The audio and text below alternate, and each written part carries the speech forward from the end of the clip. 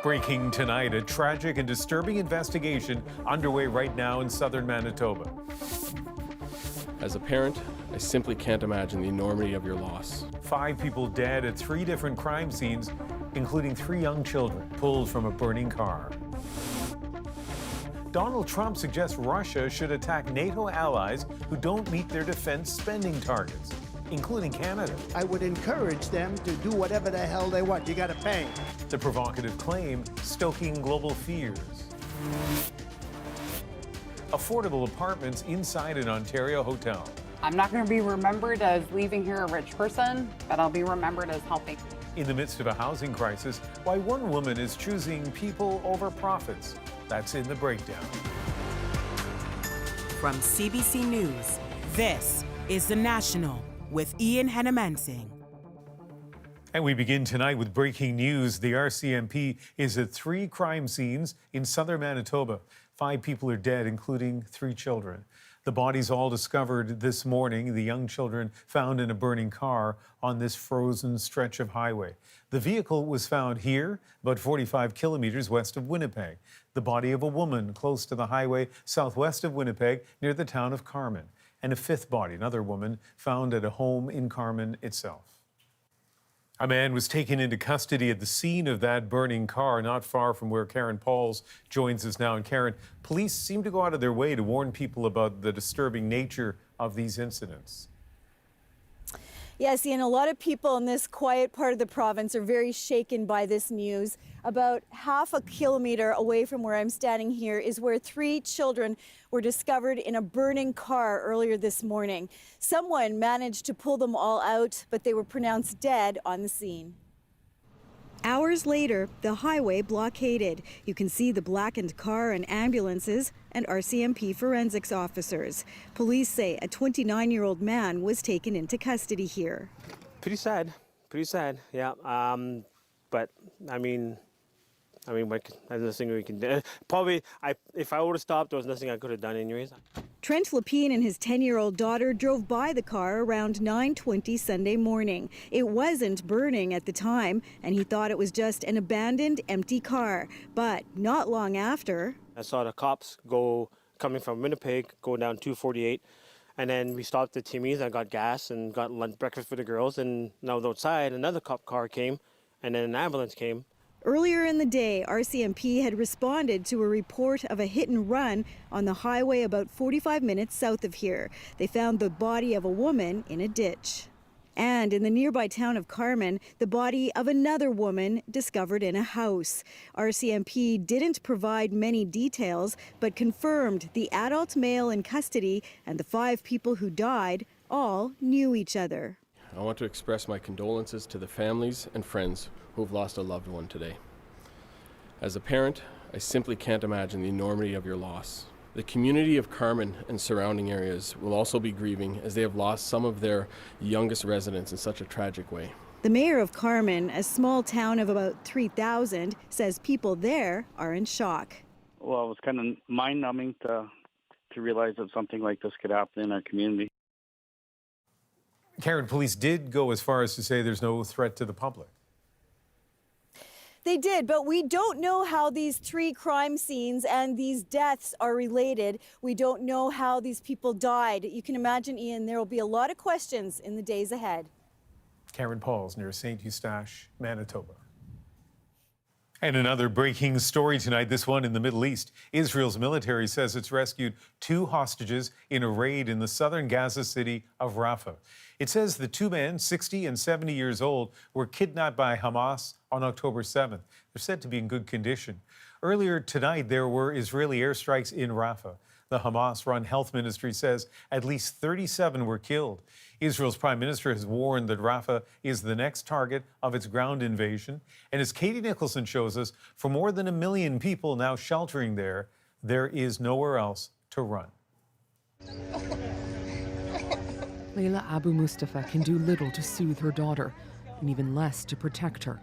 I have 2 daughters with disabilities, she says. I can't carry them around. I'm not moving. Mustafa among more than 1 million Palestinians clustered in Rafah with nowhere to go. Ahead of a planned Israeli ground invasion, of what is essentially an overcrowded refugee camp. It is highly likely that such an expansion of military operations would result in a bloodbath for children and families. Aid groups whose workers are also trapped aren't alone in their condemnation of the plan. The EU, the UN, and heads of neighboring countries have all warned of dire consequences. Egypt, on the other side of this border, even threatening to pull out of the Camp David Accords, a landmark treaty that brought stability to the region for nearly 50 years. There is also the question of where refugees can go. The borders are closed, and major centers like Gaza City laid to waste, and utterly unlivable and still an active war zone. In a Sunday call, the U.S. president made clear to his Israeli counterpart no Rafah ground assault should proceed without a credible plan to ensure the safety of those sheltered there. Benjamin Netanyahu appeared to agree to that. And I've instructed the army accordingly to give us a plan, a dual plan. One, to vacate the population, the civilian population, because we're not fighting them, we're fighting the terrorists. And secondly, to destroy those remaining battalions. Victory is within reach. But at this Tel Aviv vigil, among those whose loved ones were taken hostage by Hamas 4 months ago, a different idea of what constitutes victory. Most of us here at Hostage Square just want a hostage deal. We want our people to come home. But any hopes for hostage negotiations, Hamas has warned, would die with a Rafah assault. Katie Nicholson, CBC News, Toronto. To the U.S. now, in the fallout to provocative comments from Donald Trump. He suggested that as president, Russia would have the green light to attack Canada and other NATO allies that don't meet the alliance's spending targets. NATO relies on a promise by members to defend each other, but as Katie Simpson explains, critics worry Trump's words undermine that. Donald Trump looked way more fired up than usual, delighting his supporters at a campaign rally with a story from his time in office. Recalling a conversation he says he had with an unnamed world leader about whether the U.S. would defend a fellow NATO ally facing Russian aggression. The presidents of a big country stood up and said, well, sir, if we don't pay and we're attacked by Russia, will you protect us? I said, you didn't pay? You're delinquent? We'll pause the story here. Trump is mischaracterizing how NATO funding works, but goes on to make the argument a NATO member is only worth defending if it meets its defense spending targets. No, I would not protect you. In fact, I would encourage them to do whatever the hell they want. You got to pay. Trump has never liked NATO and is contradicting its principle that an attack on one is an attack on all. By his standards, Canada would not qualify for defense since it's among the roughly 2/3 of NATO members falling short of spending 2% of its GDP on defense, the baseline target. We do want NATO allies to pull their weight, but there are ways you can do that without sitting there and telling Russia, have your way with these countries. The head of NATO says this undermines all of our security and puts American and European soldiers at increased risk. A White House spokesman said encouraging invasions of our closest allies by murderous regimes is appalling and unhinged. Russia's invasion of Ukraine has shown the world what the Kremlin is capable of, prompting warnings Vladimir Putin will be emboldened by Trump's words. Should he become president again, will make an already very difficult, very dangerous situation in Europe worse. Thank you very much. But Trump supporters ate this up, and members of the Republican establishment quickly came to his defense. He doesn't talk like a traditional politician. And we've already been through this now. You'd think people had figured it out by now. And Katie, so far the response from Ottawa on this has been muted. Yeah, if Canadian officials are concerned, they're holding back for now. A spokesperson for the defense minister simply reaffirmed Canada's commitment to NATO. The U.S. has long pressured Canada to increase its defense spending. President Barack Obama did it during a visit to Ottawa in 2016. He told Parliament the world needs more Canada, NATO needs more Canada. Far cry from Trump's pressure campaign, where he claims he'd encourage Russia to do whatever the hell it wants to these countries. Ian? Katie Simpson is in Washington. A mixture of shock and relief in Houston tonight after a woman who opened fire in a mega church was fatally shot by off-duty officers. She had a long gun, and it could have been a lot worse. but they stepped up and they did their job. Still, a 5-year-old boy who was with the woman is in hospital with critical injuries. A man in his 50s, shot in the leg, is in stable condition. The Lakewood Church is led by televangelist Joel Osteen. It welcomes about 45,000 worshippers per week. Here in Canada, the federal justice minister said today the government is looking at tougher penalties for car thieves. Ottawa is facing growing pressure to crack down on auto thefts, a crime so rampant, one Toronto woman fell victim to it 3 times in a year. JP Tasker has more on her experience and what the government is considering. Kristen Shunsell says owning her dream car has turned into a nightmare. I bought my car 2 years ago, and it's been gone 40% of the time. Her 2019 Range Rover has been stolen twice from her Toronto home. And just last week, car thieves hit again. I'm not a fancy car person, and I absolutely regret all of it. Yeah, we're selling. If we get the car back, it's gone. Canada is in the throes of an auto theft crisis. StatsCan data suggests about 100,000 vehicles were stolen in 2022. That's a 25% surge in a single year. It is happening in all parts of the country with no end in sight. Insurance companies paid out an eye-popping $1.2 billion to cover stolen cars in 2022.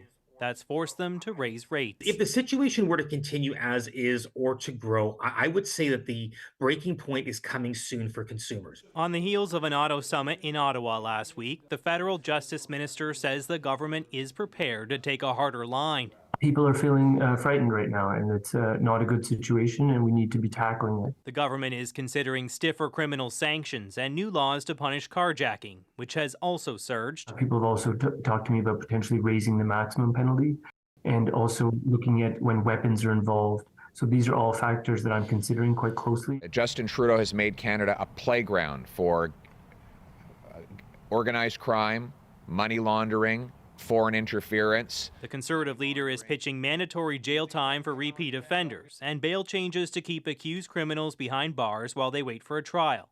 Shunsell says any change would be an improvement. Just no one cares. Like, they just shrug when your car gets stolen. The major political parties can't afford to ignore this issue. The suburban areas hit hardest by car theft or swing ridings in the next federal election. JP Tasker, CBC News, Ottawa. Now to a Go Public investigation on your rights as a home buyer. An Ontario man thought his new dream house had it all. But when winter came, he realized his furnace was too small to heat it. As Rosa Marcatelli tells us, the builder failed to fix it. The floor is freezing, so we have to turn it up. When the weather turned cold, William Lobodici found himself layering on the clothing and constantly cranking up the temperature in his brand new dream home. And it was still chilly. As an expert, they know when they installed these appliances that they weren't going to work. So why go ahead with it? The air conditioner installed was also too small for the job. About 20 of Lobodici's neighbors face the same problem, according to the city of Hamilton. Complaints to the builder, Starwood Homes, went nowhere. I mean, they're even admitting, yep, it's undersized. Yep, it won't work. And sorry, not doing anything. Same thing from the HVAC company, Reliance Home Comfort, who said they just installed what the builder told them to, says Lobodici. There's really fundamentally a lack of adequate consumer protection. Despite government promises of a home buyer's Bill of Rights almost 2 years ago, Canadians are still waiting. Ottawa tells Go Public consultations with key stakeholders are done and will soon share the results. At the center of this is Canada's building boom and the problems it's causing, says this advocate. But there's a shortage of labor, there's a shortage of municipal inspectors. The whole system is fraught with problems, unfortunately. The city of Hamilton tells Go Public they knew the furnaces and the air conditioning units violated building codes, but let it slide while working with the builder to correct it since July. That's news to Bob Fraser, one of Lobodici's neighbors with the same problem. They knew about this problem, but they put it into the background and said, we'll deal with it later. After Go Public inquiries, the builder said they're working on a solution. At the same time, Reliance Home Comfort, the HVAC company, replaced the furnace and the air conditioner for both homeowners and some of their neighbors. Rosa Marcatelli, CBC News, Calgary. Our Go Public stories come from you. If you have a tip for the team to investigate, send an email to gopublic@cbc.ca. Well, to Las Vegas now, where Kansas City has won the Super Bowl, the team's third championship in 5 years. It's there! Hartman! Jackpot! Kansas City! An exuberant celebration on the field moments after their dramatic overtime victory against the San Francisco 49ers. It followed what seemed like hours of nail-biting back and forth. Beyond the game, lots of attention on Taylor Swift tonight and Usher's halftime show. Tonight isn't just about football. Wagering is also center stage. Big bets have been placed on everything from the final score to off-field celebrity encounters. As Kwabena Aduro shows us, Las Vegas is embracing it as the gambling capital establishes itself as a pro sports city. For these fans in Montreal ready to watch the Super Bowl, they have more than team spirit on the line. I think I'm gonna bet on Kansas because I think there is more experience. I think they play better. Cash, and lots of it, riding on this game. According to the American Gaming Association, nearly 68 million Americans, nearly 1 in 4 adults, are expected to bet a record amount, $23.1 billion. The site for this year's Super Bowl, a gambler's dream, Las Vegas. The city is also in the midst of a transformation into a pro sports capital, with more pro teams, including the NHL and NFL, and soon the NBA and Major League Baseball, and a state-of-the-art stadium to host high-profile events. Leagues and teams, I think, have an onus to create an avenue where individuals can gamble for fun, but at the same time, there's safety involved, where you're protecting consumers. Of course, not all the bets are about the action on the field. Well, I heard like you can bet on the color of the Gatorade will be like spread on the winner's coach. So I guess I would bet on that because it's a funny bet, and you don't need too many skills, I guess. It's just luck. Other bets on Usher's halftime performance and a possible post-game kiss between Travis Kelce and Taylor Swift. I would definitely bet on the Taylor Swift kiss, for sure. I would bet that her boyfriend's winning. Full-on Taylor Swift's boyfriend's winning. Eloise Julien is a new football fan, but she's been a Swiftie for the past 15 years. You know what? I think it's funny that people are betting on which dress she's going to be wearing, you know? I like it. I think it attracts people more. Like it's kind of making it more interesting. Even Drake got in on the action. He put down a $1.1 million bet in favor of the Chiefs. On social media, he said he couldn't bet against the Swifties. Kubino Duro, CBC News, Montreal. King Charles made his first public outing since the palace announced he has cancer. The king attended church with Camilla in Sandringham, waving to well-wishers nearby. Buckingham Palace announced on Monday that Charles is undergoing treatment for an unspecified type of cancer. Pest control crews say they're seeing a surge in rats in downtown Vancouver. We're getting rat calls in places we never really got that many before. It's not 1 or 2, we're looking at, 7 or more. What's driving the rise next? Plus, with Canada in a housing crisis, some seniors are getting a helping hand from the owner of a hotel. I don't know what I'd do without Denise right now. The Ontario woman putting people ahead of profit. And later, history on the ice. The UNB Reds have pulled off a perfect regular season. A winning streak for the record books in New Brunswick. We're back in 2.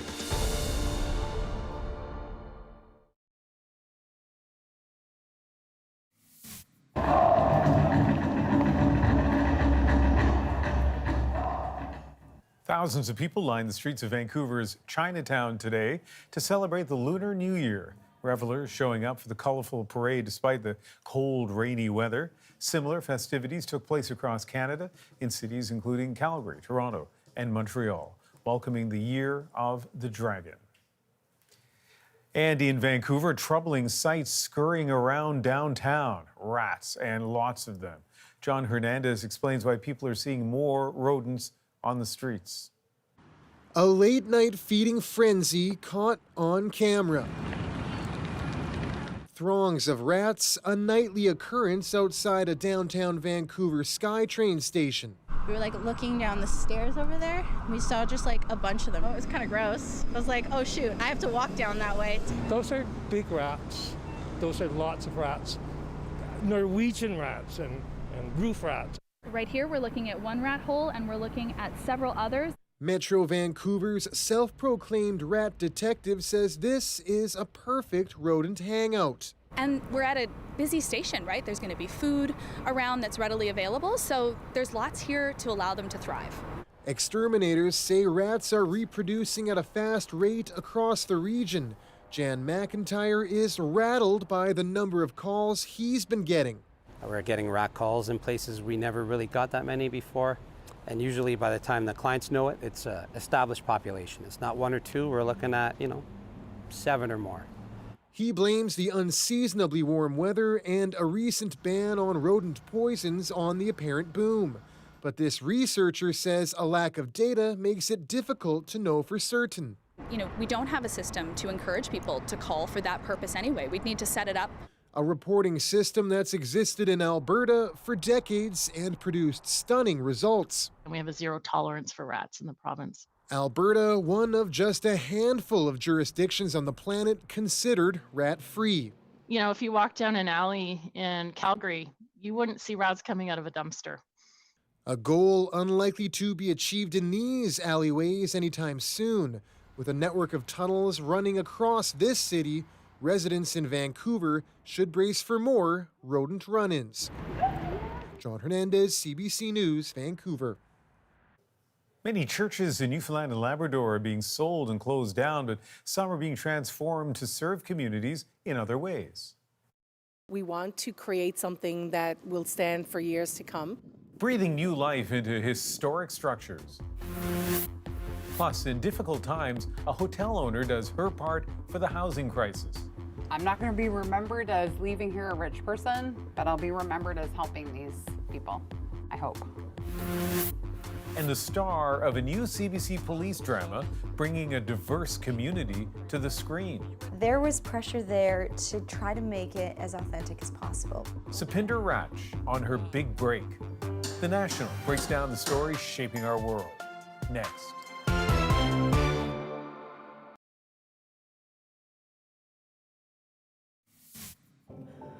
그냥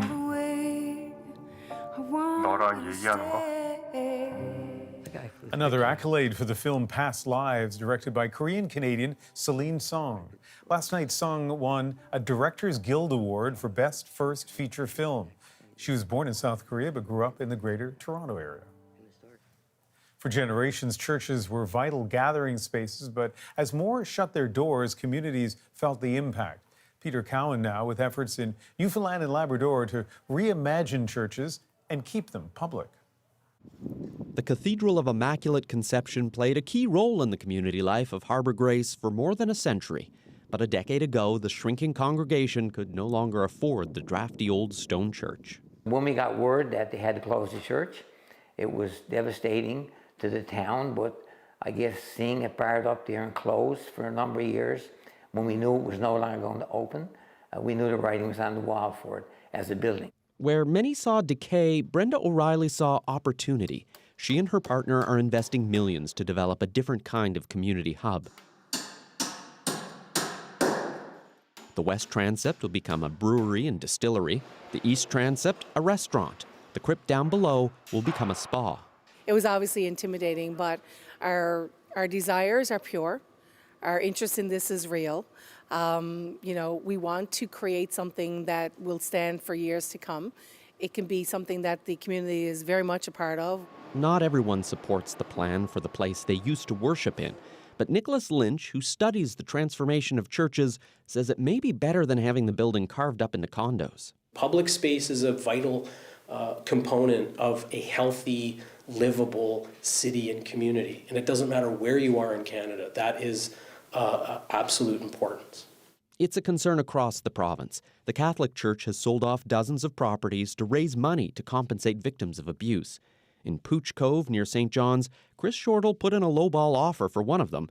Now he owns it and has to figure out what to do with it.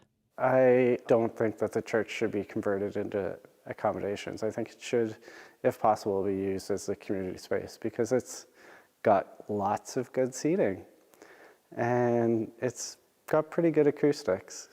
Churches like this will continue to close down, sold off to the highest bidder. Nicholas Lynch has advice for communities. If they want to keep these as public spaces, they need to start to plan before the for sale sign goes up. Peter Cowan, CBC News, St. John's. Now let's break down the news shaping our world. She stars in a groundbreaking Canadian cop show, and a detour into trucking helped her get there. It really resonated with a lot of people. But first, humanity trumps profit at a small-town hotel. Some people think this is crazy. Her low-rent deals help locals who really need it. I'd probably be living in a tent. Welcome refuge as costs just keep rising. Come on, how much profit do you really need? How much money can you really use? This is The Breakdown. Nick Purden shows us a business plan based on kindness and how it's paying off in endless gratitude. My tenants are my family. I don't want them to be homeless. I don't want them to go hungry. Dee's one of the kindest people I've ever met in my whole life. What she did for me is really an amazing thing. Morning. How you doing? Good. Good. You want some decaf, Bill? Sure. Meet Denise Lytle Callahan, or Dee as she's known to people around here. There you go. Now on the surface, there's nothing out of the ordinary at her hotel, the Anchor Inn. But this place is unique, because for Denise, it's not all about profit. She runs her hotel to help people. Some of my tenants definitely would be homeless if it wasn't for the Anchor. There is zero housing for them that they can afford. The high price of housing is all across the country, even here in the small town of Little Curran, Ontario, about 6 hours north of Toronto. Lots of my tenants live paycheck to paycheck or check to check. And sometimes they come downstairs and, you know, they're out of cash. They're allowed to run little tabs. I didn't realize there were so many people without housing. Everything's good upstairs? Lovely. Yeah, nice and warm? Yep. So Denise did something to help. Instead of renting her rooms to tourists at a premium, she let local people, like Bill Lanktree, who otherwise couldn't find a place, move in. But it's fine for you to stay upstairs as long as you possibly can. Oh, thank you. Yeah. I got my lazy boy chair by my TV. Good. That's where I sit. Good. Bill has made Apartment 9 his home for a year and a half now. He was a custodian in apartment buildings and only has a small pension. Bill's an example that working your whole life doesn't guarantee anything anymore. How hard is it to make it work financially right now? To make ends meet, I've used the food bank a couple times to make sure that I have something to eat and make sure I'm eating properly. I've never ever thought I'd be in this position. I never thought a loaf of bread was going to be $3.50, a box of cereal $10. I never thought that was ever going to happen. It's a tough living, very tough. And when Bill started to look for an apartment, he had another surprise. He had no idea how difficult it had become to find a place he could afford. If it hadn't been for Denise, I'd probably be living in a tent on the street. I went to every apartment around here in Little Curran. They run between $1,200, $1,400 to $1,500 a month. Well, I lived by myself, and with my income, there was no way. So Denise said she'd take me in, and that's how I ended up here. She said, I'm not leaving you in the street, Bill, so she took me in. She's just like a sister to me. It's like she's just great. I don't know what I'd do without Denise right now. Bill pays Denise $800 a month for his two-bedroom apartment. That's less than half the average rent for a two-bedroom in this area. You could charge twice what you're charging now. Oh yeah, for sure. So I could charge $100 a night for the apartments and get $3,000 a month for the apartments. I'm not going to do that. If I can help people, I'm going to. I meet another tenant Denise is helping. Barry Hamilton was a part-time bartender here when his place became too expensive and he had to move. Come on in. The inn was full, but Denise turned her old conference room into an apartment so he could move in, along with his guitar. And now the end is near. When I play music or the guitar or sing, I'm in a different planet, another solar system, believe it or not. You're just somewhere else. I've traveled each and every byway. And you try to play it as perfectly as you can. It's been my life. I did it my way. Barry is an example of just how quickly life can change. He was a professional, teacher, musician. He worked good jobs, made money. But with the downturn in the economy, he realized he didn't save enough. So Barry tells me this place has been a godsend. I can earn some money here by bartending. I'm close to everything in town, even though it's a small town. And I have a couple of students I give guitar lessons to as well. So I'm the dummy that didn't prepare for retirement. So as a senior, this is very important to me. So this really helps me going forward. Barry says having this affordable apartment means he's more prepared for the reality that all seniors face. Right now, I'm okay. I'm very lucky at 77 to have really good health. But will I have good health a year from now?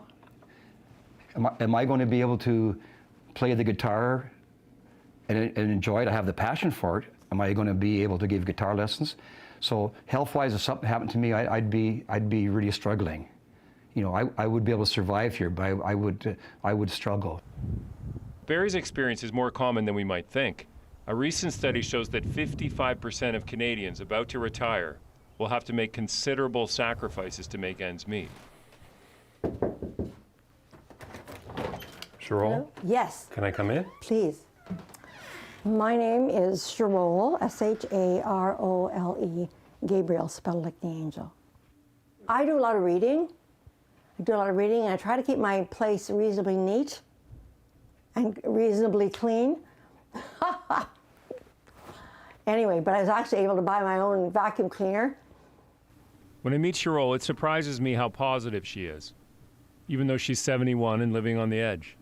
There's a stigma out there about people who live as I live, okay, who are impoverished to whatever degree. I have been homeless. I experienced homelessness in my early 60s when I was in Toronto. But I'm very familiar with the shelter system. I stayed there for quite a while, actually. And it's very unfair. We are all children of our Creator, and we all have a right to be here, and we're meant to be here, and we're meant to learn to help each other. When I asked Sherol why she thinks there's a housing crisis in Canada, she doesn't pull any punches. In terms of housing, it's just so difficult for people. It's very unfair. It's not right. It's actually, it's wicked. You know, it's called greed. You think it's greed? Come on, how much profit do you really need? How much money can you really use here, now, in your lifetime? Come on. It's about being realistic and really, you know, being a real person. Oh shoot, I poured Pepsi, but I'll be right back with your iced tea. Okay, thank you. You're welcome. The tenants I met here would have fallen through the cracks if it weren't for this place. And yet Denise tells me what she's learned from them. You never know what tomorrow's going to bring. Anyone could be down on their luck at any given time. I hope it doesn't happen to me, but if it does, I hope someone's kind enough to help me. Denise says she'll continue to run her hotel this way, as long as there's a need. Some people think this is crazy, like that I'm doing this. I'm not going to be remembered as leaving here a rich person, but I'll be remembered as helping these people, I hope. Nick Purdon tells us the hotel owner, Dee, had been an employee of the Anchor Inn for more than 15 years. She and her partner decided to buy the place in 2017. But for those who end up on the street, living in a tent is one of the only options. Tomorrow, we follow one man's legal fight to have it recognized as his home. When is a tent a home? He had stuff there. He had ongoing shelter costs. He said, look, I do own my own accommodation. It's pretty modest, but I own it. That is the crux of the argument over whether to more than double the amount of income assistance for some people living rough in Nova Scotia. Right off the bat, he seemed kind of special, quite unique. He told me about his situation and how much he was getting. When he told me the amount, that was just outrageous. So he felt he fit the definition? Yeah, he totally did. The outcome could dramatically change the lives of so many who right now don't seem to have much of a life at all. Everyone is entitled to an adequate standard of living, and look what we're tolerating, look what we're putting up with. This is the story of a likable guy living rough who could become an unlikely agent of change. And you can catch the full story on The National tomorrow night. Coming up, she's the star of a new CBC television show bringing a diverse lens to the police drama genre. It feels like a moment of pride, and I feel like we're all in it together. My interview with Supinder Wraich is next on The Breakdown.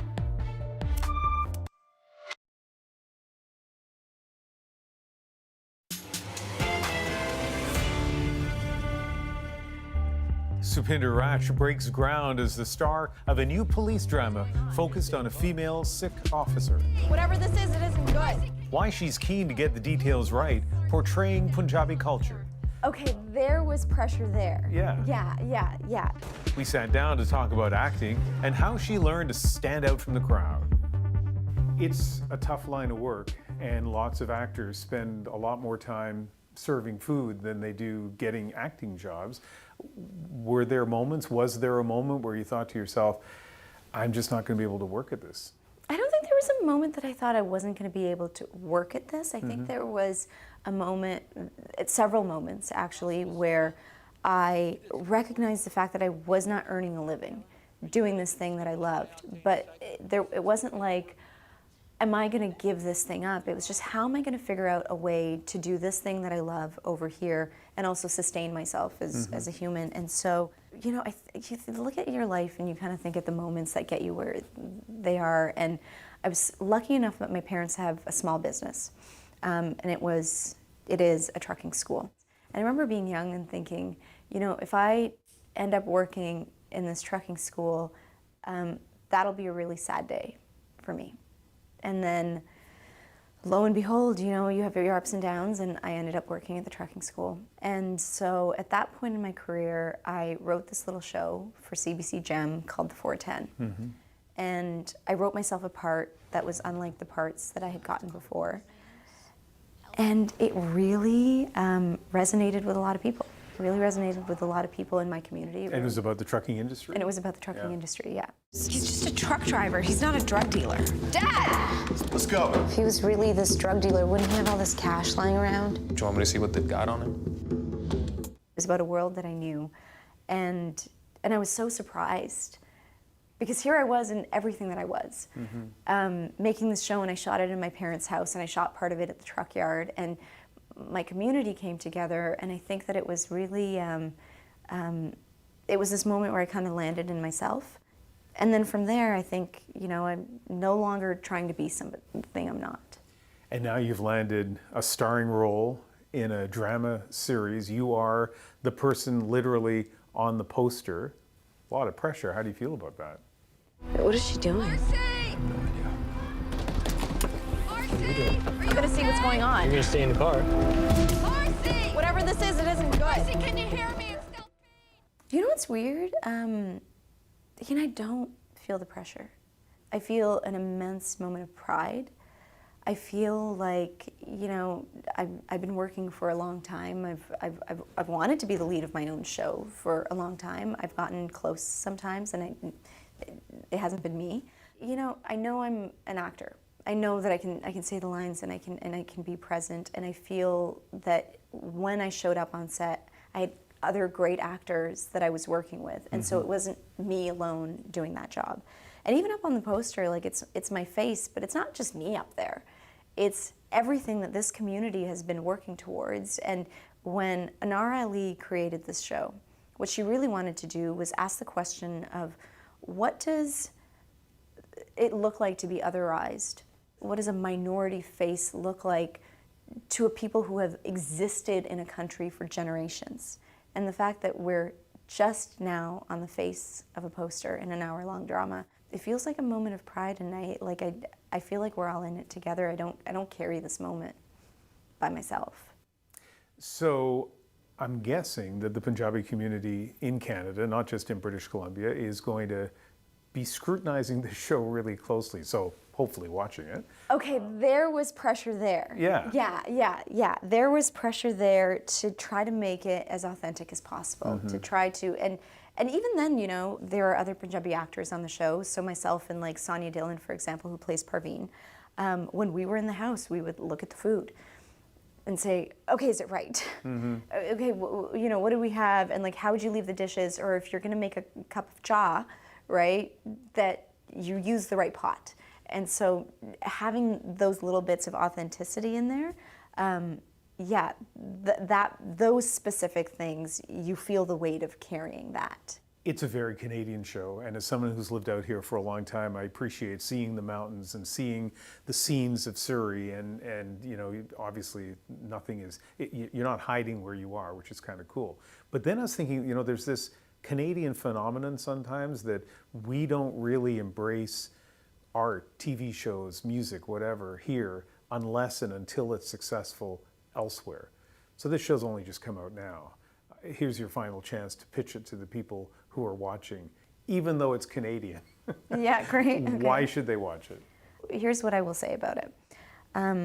This is a show that is done, it's your everyday police procedural. There's a case of the week. We have this strong female lead character that's going through this really sort of complicated scenario in a story and in a family that we haven't seen on screen before. So I think it's one of the things that's really interesting and shows that I like to watch are avenues into places I haven't been. And so I think for a lot of people, the Soho household is one that they haven't had access to. And so I think it's fun and interesting to just be in that household, to watch, you know, the stories of the week unfold in a police procedural. But I think that also the other thing is that the writing is so thoughtful that I think that it might be something, even though we're not trying to hit you over the head with it, that, you know, you watch and you learn something, probably a lot actually of what's happening in the Canadian landscape in an entertaining way. And I think that that's a really cool way to watch TV. It is entertaining. It's a really well done show. You're fantastic, and thank you very much for speaking with us. Thank you so much for having me. New episodes of Allegiance drop on Wednesdays. You can stream the show for free on CBC Gem or watch it on CBC TV at 9 p.m. local time. Coming up, setting records on the ice. 30 games, 0 ties, 0 losses, and history has been made. The university sports hockey team with the perfect record. It's our moment.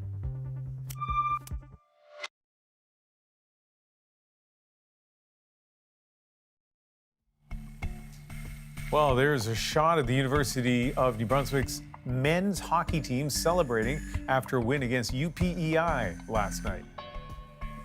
And it certainly wasn't their only win this season. The team has actually won every game this year, 30 in all. That is a new Canadian university sports record, and tonight it makes our moment.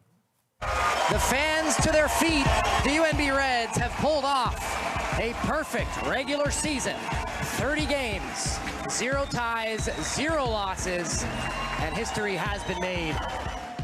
Going into the game, just warming up, you feel the buzz in the air. The UNB Reds look to cap off an already record-breaking season.